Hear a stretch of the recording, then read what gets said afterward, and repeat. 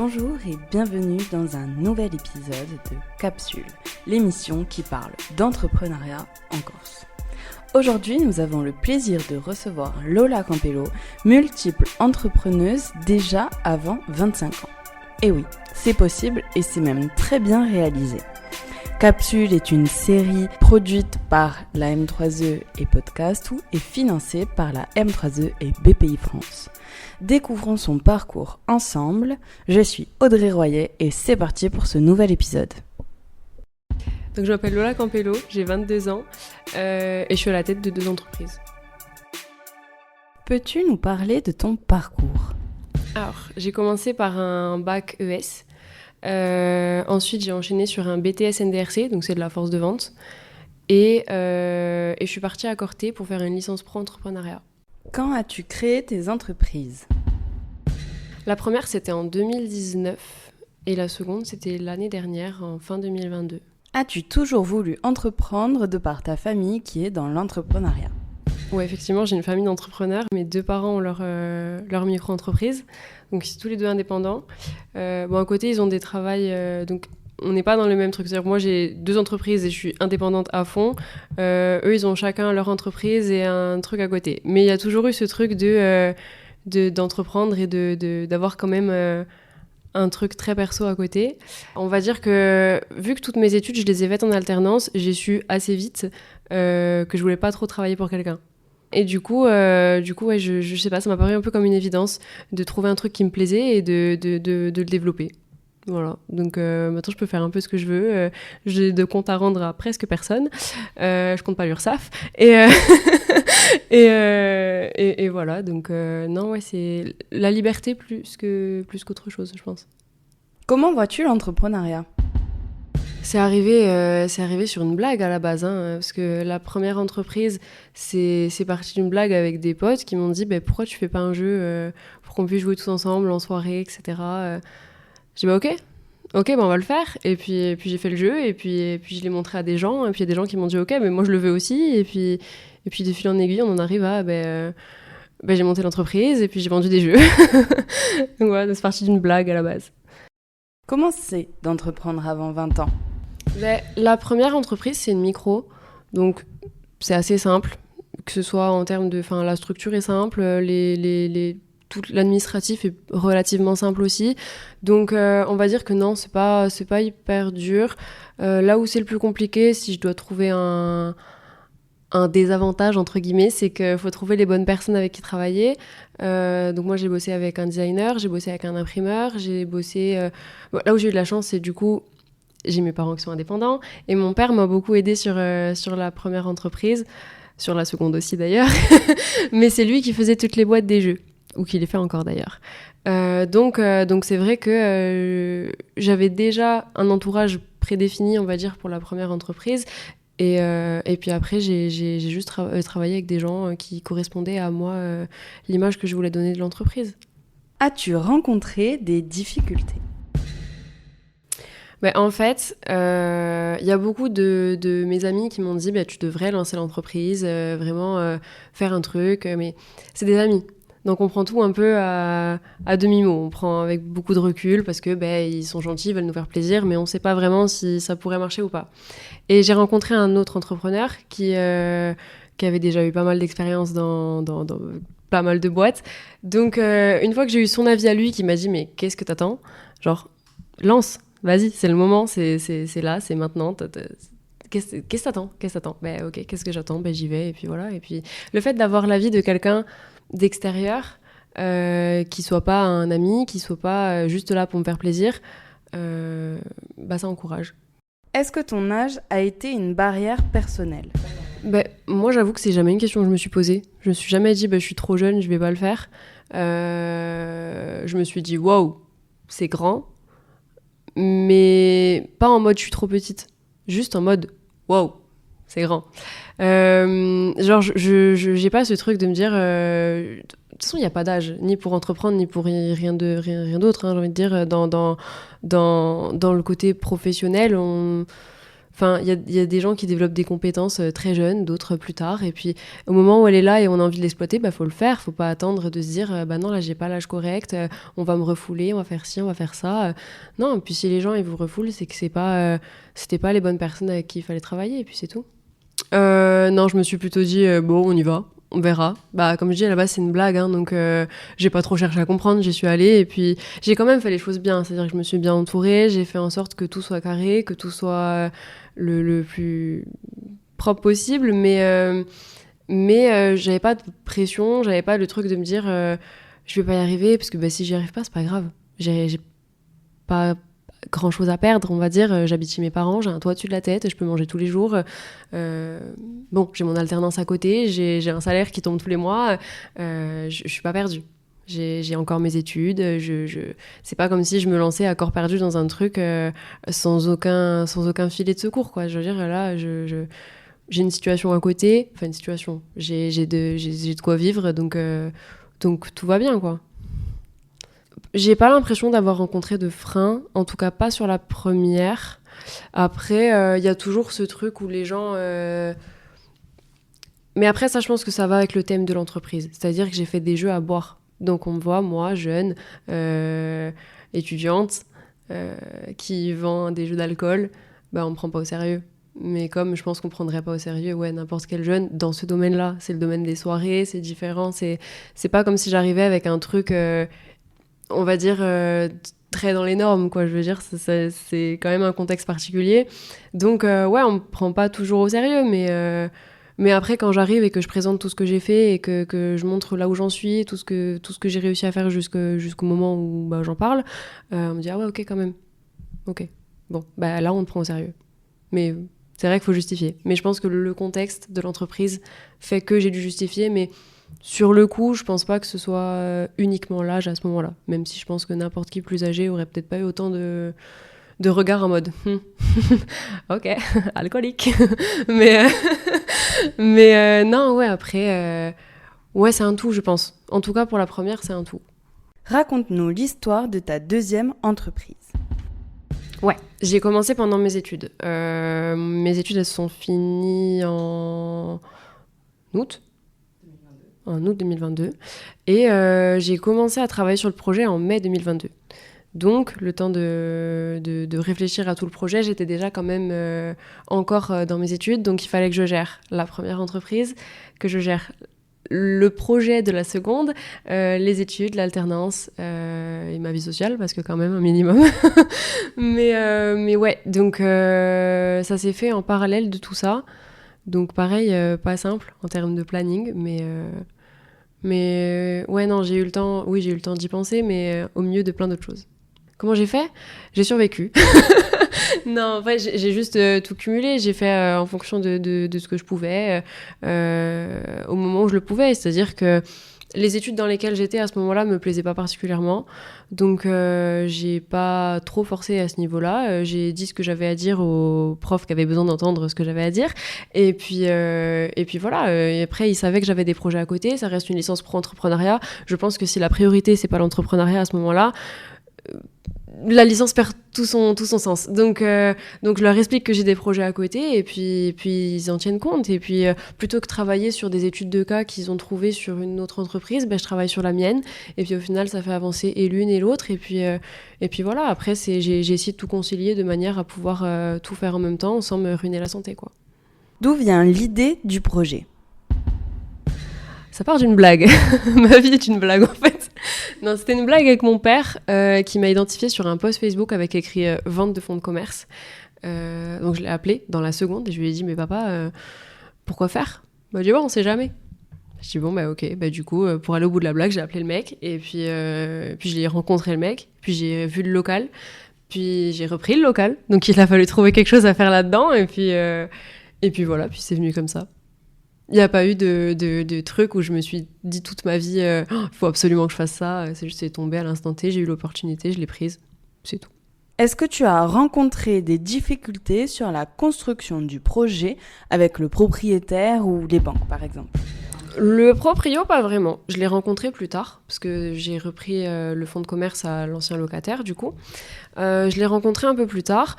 Après, là où il y a pu avoir confusion, c'est que j'allais souvent au rendez-vous avec mon père.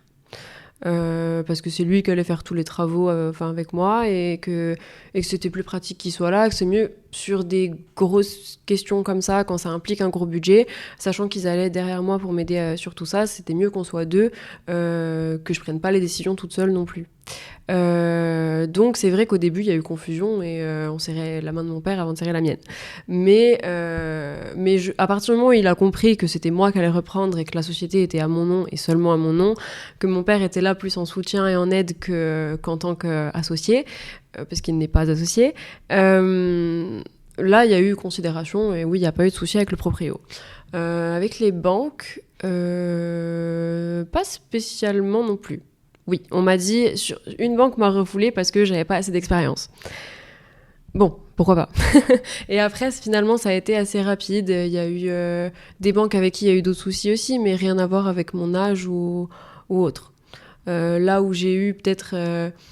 c'est même pas tant des problèmes, mais il y a eu l'avocat qui a signé le bail. Ça, pareil, l'anecdote est assez drôle. Il nous avait demandé de venir avec le proprio, l'ancien locataire, et moi, du coup, au rendez-vous pour signer tous les papiers.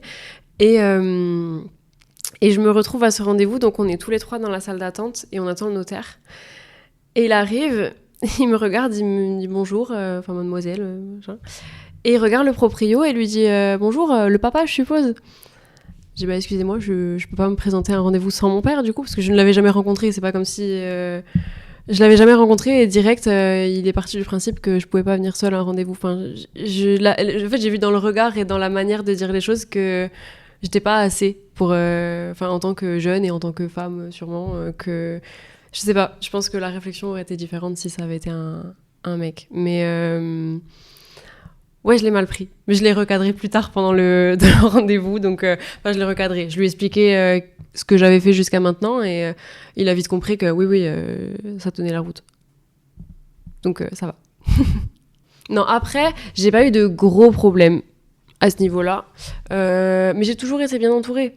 C'est-à-dire que la CAPI, je connaissais déjà. La BGE, je travaillais à côté. Donc, je veux dire, en plus, c'était une femme. Donc, je vais pas avoir de problème spécial avec elle. La CAPI, oui, je l'avais rencontrée pendant ma licence.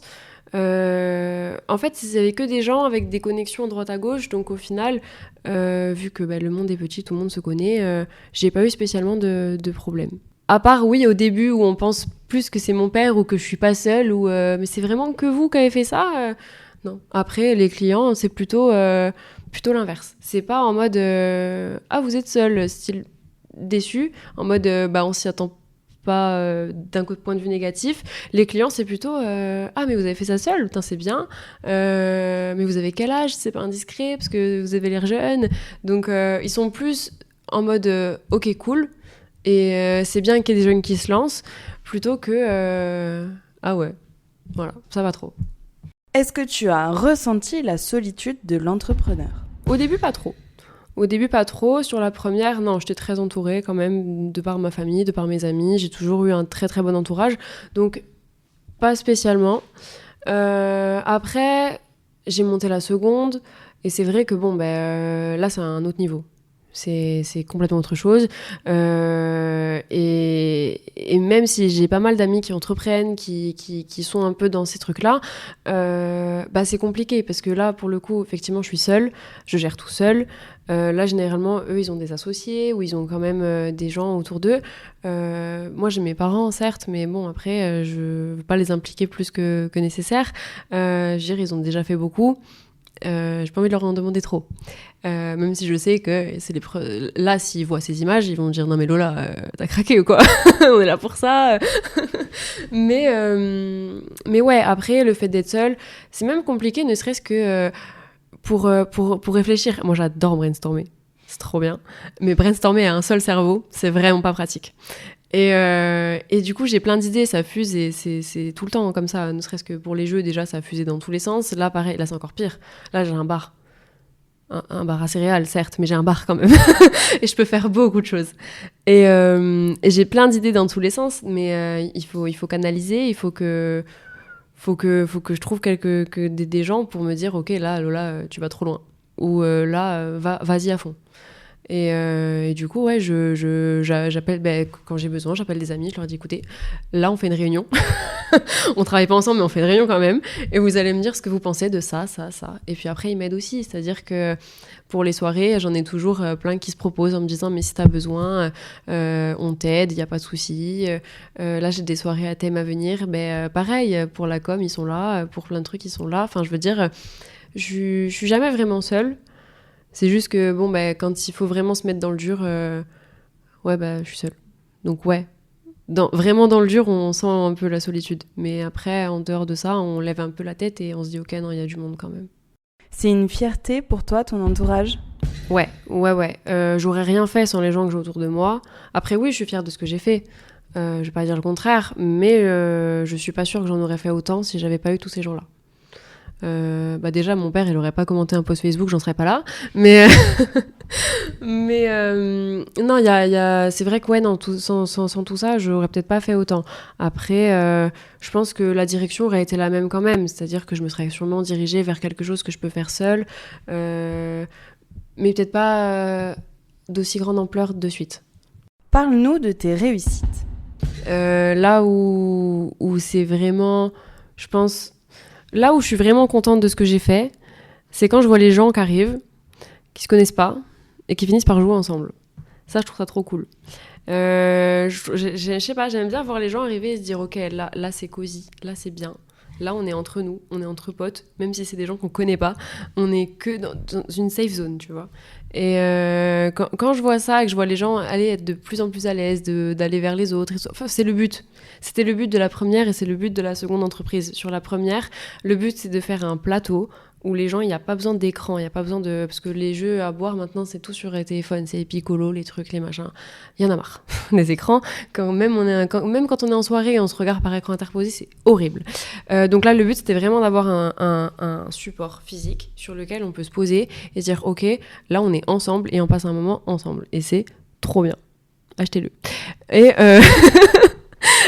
Et la seconde, c'est pareil, c'est-à-dire que on m'a dit plein de fois, mais tu devrais mettre des jeux vidéo, tu devrais mettre une Switch, tu devrais mettre plein de trucs. Je me dis non, c'est pas le but. Là, le but, c'est d'avoir vraiment des jeux de société où on peut vraiment avoir un truc très chaleureux, très convivial, où nous on est deux, il faut qu'on soit quatre. À la table d'à côté, vous voulez jouer avec nous, ils jouent ensemble. Tu vois, je veux dire, c'est vraiment ce truc de rassembler les gens et d'avoir une vraie une vraie convivialité entre les tables, entre plein de trucs. Enfin, moi, j'ai vu des choses, franchement, ça fait chaud au cœur. C'est du bien. Est-ce que tu as eu le sentiment de laisser Aloha avec l'ouverture du bar ? Donc ouais, j'ai un peu laissé tomber... Enfin, j'ai pas laissé tomber. J'ai mis en pause Aloha. Parce que y avait... Ouais, j'arrivais pas à tout gérer en même temps. Dire, même s'il y avait plus l'alternance, même s'il y avait plus les cours, y a une société à côté qui s'est montée. Donc c'est un taf monstre. Et puis il faut tout faire, comme on disait, seul. Donc il faut gérer aussi bien sur place, c'est-à-dire servir les gens, expliquer le concept, faire ci, faire ça, faire la com, qui prend un temps monstrueux. Il faut gérer l'administratif, il faut gérer les commandes, il faut gérer les stocks, il faut gérer les fournisseurs, il faut gérer tout. Donc déjà ça, c'est le taf de 3 personnes minimum. plus l'autre société à côté, ça commence à devenir compliqué. Surtout que pareil, c'est de l'artisanat, donc il faut prendre le temps de faire le produit, de créer tout ça. Et c'est un temps que j'avais plus. Donc c'est un temps que j'ai préféré prendre pour dormir, hein. Soyons très honnêtes avec tout le monde, pour dormir à fond tous les soirs super tôt. Mais là c'est vrai que j'aimerais bien reprendre parce que ça fait un moment que ouais, je sais pas, c'est vraiment le truc qui détend, je trouve. Enfin, de venir faire les boîtes, faire les jeux. Enfin, j'adore ça, j'adore les jeux. D'où le bar à jeux aussi. Enfin, c'est l'objectif de rester là-dedans. Donc ouais, c'est un truc que j'aimerais bien reprendre là incessamment sous peu. D'où le fait que j'ai réactivé le compte récemment. Donc je pense reprendre les commandes à très petit débit en tout cas au début, et puis reprendre les soirées, faire à nouveau des collabs avec des gens, faire des collabs avec des bars, parce que du coup les jeux je les ai posés dans certains bars d'Ajaccio aussi, donc pourquoi pas voir avec ces gens-là pour faire quelque chose.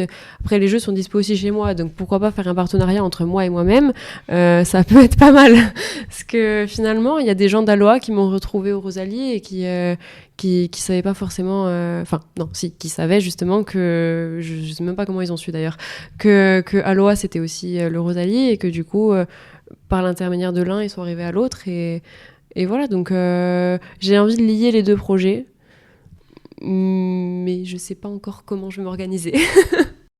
Bon, et bien maintenant tu peux nous présenter tes entreprises. Aloha, c'est une marque de jeux de société et accessoires de soirée. Donc là, pour le moment, j'ai sorti 3 jeux. Donc il y a le GR20, l'original, le classique, GR20 VIN, comme l'alcool, référence au chemin semé d'embûches et à la beuverie, forcément. J'ai le GR20 soft et j'ai le GR20 mini, donc autre format. Et à côté de ça, je vais sortir d'autres jeux incessamment sous peu, j'espère. Et j'ai quelques accessoires, donc des sous-verres, pas mal de choses à venir aussi prochainement. Donc voilà, pour Aloha. Et pour le Rosalie, du coup, c'est un bar à céréales et jeux de société. Donc vous pouvez venir prendre petit déjeuner, goûter, en jouant des jeux de société. Au bar, on fait aussi des soirées donc karaoké, des soirées jeux, des soirées à thème. On fait plein de trucs et on annonce tout sur Instagram en priorité. Après, on annonce aussi sur Facebook. Mais pour avoir toutes les actus au moment même où elles sortent, c'est sur Instagram. Merci d'avoir écouté ce nouvel épisode de Capsule. On se donne rendez-vous sur les réseaux sociaux pour échanger. Je vous dis à très vite pour un nouvel épisode. C'était Capsule, une émission produite par la M3E et Podcast et financée par la M3E et BPI France.